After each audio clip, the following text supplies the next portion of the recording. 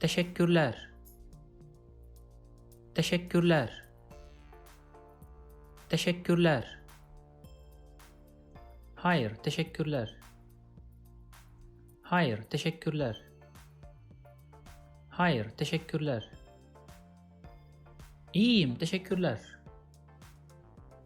İyiyim, teşekkürler.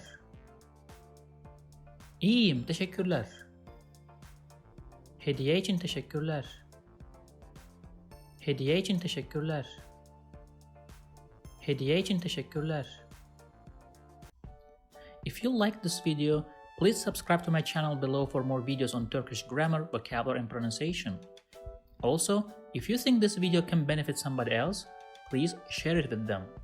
Last, if you have any comment or request, please provide your feedback in the comment section below and I'll do my best to respond as soon as possible. Thanks for watching and see you in the next lessons.